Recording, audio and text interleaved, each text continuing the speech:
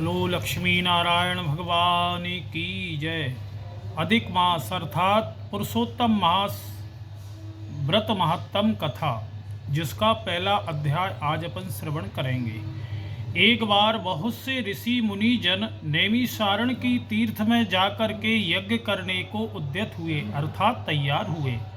उसी समय श्री सूत जी तीर्थ यात्रा के निमित्त भ्रमण करते हुए अपने शिष्यों को सहित वहां पर पहुंच गए। मुनियों को देख करके ऋषि मुनि नमस्कार कर और आनंद मग्न हो गए। वलकल वस्त्र पहने प्रसन्न हुए, शांत परमार्थ में निपुण और चंदन से शोभामान तुलसी की माला तथा जटाओं का मुकुट धारण किए हुए महाशरणम इत अद्भुत मंत्र को जपते हुए सूत जी को देख करके नैमिषारण्य के महर्षि लोग उठ करके खड़े हो गए। मुनियों ने हाथ जोड़ करके कहा कि हे सूत जी, हम सबकी भगवान की अद्भुत कथाओं को सुनने की इच्छा है।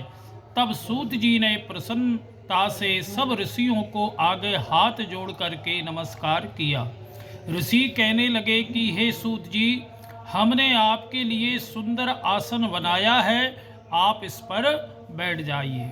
आप बड़े भाग्यवान हो, आपने गुरु की कृपा से भगवत रहस्यों का वर्णन करने की आप शक्ति प्राप्ति की है। इस संसार में हजारों बातें सुनने के योग है, परंतु उनमें जो भी सार वस्तु है, हम संसार सागर में डूबे हुए को पार करने के लिए जो श्रेष्ठ कथा आपके विचार से निश्चित हो वह सुनाइए। शौनकादिकों के पूछे जाने पर सूत जी कहने लगे, हे विप्रो, मेरे वचनों को सुनो। मैं पहले पुष्कर तीर्थ गया और वहाँ से हजारों तीर्थों में होता हुआ हस्तिनापुर आ गया, जिसको आज अपन दिल्ली बोलते हैं। उसका पुराना नाम हस्तिनापुर था। वहाँ राजा परीक्षित अपने राज को छोड़ करके अनेक महापुण्यवान ऋषियों के साथ गंगा किनारे जा रहे थे। उनमें अनेकों सिद्ध योगी और महासिद्ध मुनि थे।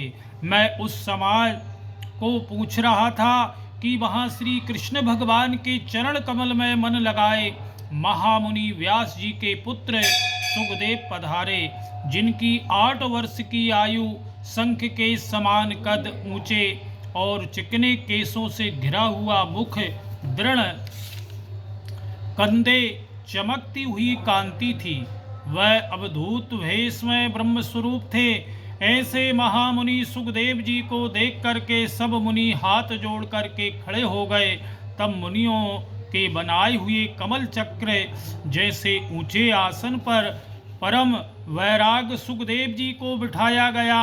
उस आसन पर बैठे हुए ज्ञान समुद्र के चंद्रमा रूपी सुखदेव जी ऋषियों की पूजा को ग्रहण कर ऐसे शोभामान हुए जैसे तारागणों में चंद्रमा शोभामान होता है। प्रथम अध्याय पूर्ण। बोलो लक्ष्मी नारायण भगवान की जय। पुरुषोत्तम मास की जय। आपको प्रतिदिन हमारा एक अध्याय सुनने को प्रतिदिन मिला करेगा। आपसे प्रार्थना है आप अपने हमारे चैनल को सब्सक्राइब करें, प्रियजनों को शेयर करें।